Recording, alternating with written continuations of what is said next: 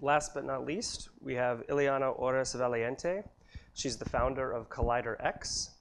Iliana is widely credited for being among the first to recognize the tremendous impact of blockchain, a traditionally hacker technology, on the enterprise world. Her focus has been on bridging the gap between the corporate world and the startup communities. To that end, Iliana founded Collider X, the world's first open source and crowdsourced applied research and development hub for blockchain and related technologies.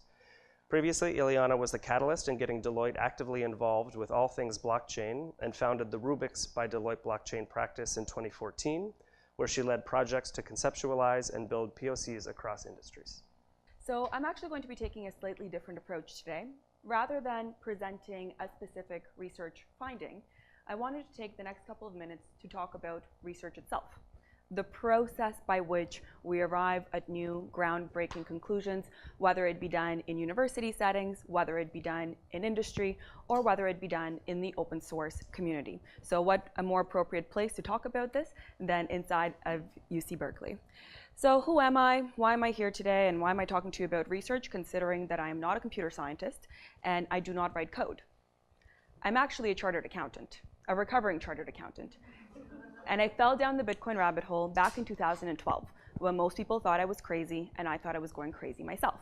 And I wasn't sure what the future of this whole Bitcoin thing was going to be, but had an inkling that maybe this was going to become impactful for the financial services industry. So that led down a path of learning and getting more engaged with the community. By 2014, it became more abundantly clear that this technology was going to capture the interest and attention of corporations, large and small, across industries. So that led me to co-found Rubix by Deloitte. And we worked with clients across industries in building out a number of proof of concepts and getting them to pilot readiness stages and helping with the strategic consulting piece of the puzzle. But by 2017, it's very clear to say that this technology is here to stay, but there's still this question of how do we go out of what one industry insider called POC purgatory and into production. And there's still a lot that needs to happen given this nascent technology for us to get to that stage, but one of the core components is going to be technical research and development. That's not specific to any one platform implementation, that's not specific to any one blockchain use case. So during my time in the consulting world, I had a tech team and they worked on all these different projects. And during the course of their work, they would come up with questions. Some questions were specifically related to the client engagements we were on, and others were more generic, more theoretical, hypothetical in nature. And inevitably, we parked those because that wasn't part of our core business process, and we'd revisit them as soon as there was more time. But over the course of the past couple of years, it's dawned on me that perhaps that's not the most effective way for research and development to occur in organizations where that is not the sole core focus. Because at the end of the day, there are only 24 hours, and although our core focus was consulting, the research topics were interesting enough that our researchers were staying up until the wee hours of the morning and trying to juggle two things. So the question became, how do we do research and development in a more meaningful, sustainable manner? And that's not a question that was specific to our organization. That is a question that most corporations face, as it takes time, energy, and money to set up core research and development capabilities. And sometimes the question is asked, where do we even hire these researchers? Aren't they sitting inside of an academic institution, or are they not perhaps running their own blockchain startup? Or maybe they're millionaires because they invested in Bitcoin back in 2008, 2009. So R&D is hard to do in a corporate setting. So you look then at the startups and you ask, maybe this research is happening there. But the reality is that most startups are VC-backed and are relentlessly focused on product and getting product market fit all tested out. Doing research and development becomes a luxury for those who are very, very well funded, and also recognizing that there are only 24 hours in the day. So then you ask the question, well, maybe all of this really cool core technical research is happening in universities or academic institutions. After all, that would be the natural place to look. But because blockchain wasn't born in an academic lab, it's taking some time for the researchers to wrap their hands around this topic and to get the funding, because many of the organizations that they approach for funding are still at the stage where they're asking the question, what is blockchain? And you want me to give you money to do research on what? For why? And it's valuable because of blank. So that doesn't paint a very rosy picture to answer the question of who out there is doing the foundational research that is supposed to move this technology forward and actually enable all of the wonderful use cases that Hannah and others talked about today that are going to have a social good and social impact.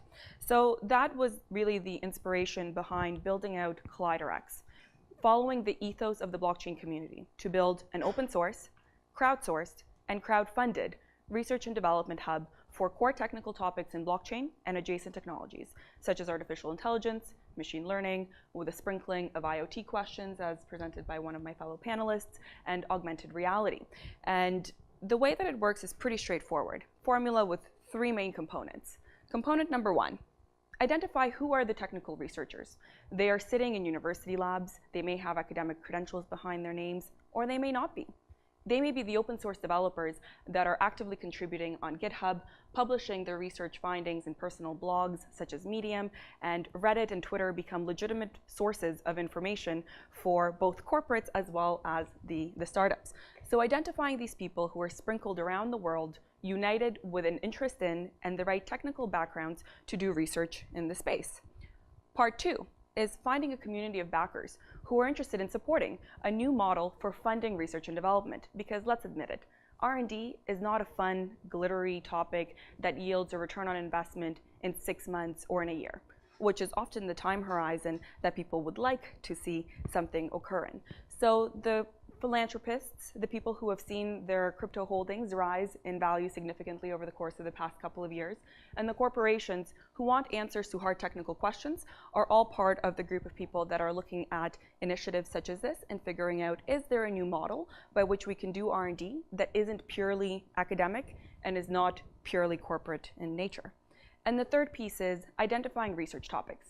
We don't know what we don't know, and how as an industry are we supposed to move forward and progress the body of knowledge if we haven't yet taken the time to start cataloging what are the open research questions that are sitting at the bottom of the to-do lists for corporations and startups alike that are probably not going to get answered, because to answer them requires hiring anywhere from 5 to 10 PhDs and putting them on your payroll for a number of years, which simply isn't practical. So the result of the ColliderX model, assuming all goes as intended, is that we've created a safe space to do research that's not biased by any one organization's interests and is not specific to any one technology implementation.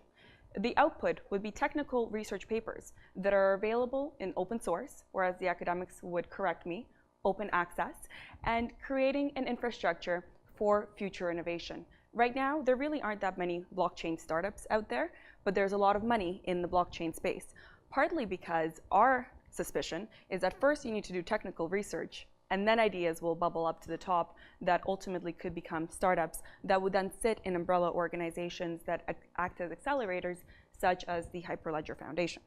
So in terms of where we're at, we're a very new organization.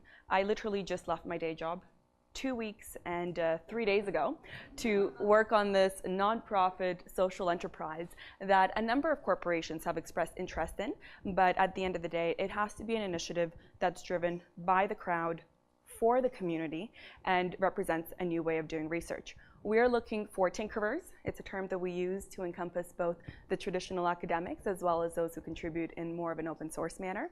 We're looking for research topics, things that you don't necessarily want to do in-house, but you would like to have the answers to. And we're also looking for financial backers. So you can find us online or on Twitter. Thank you.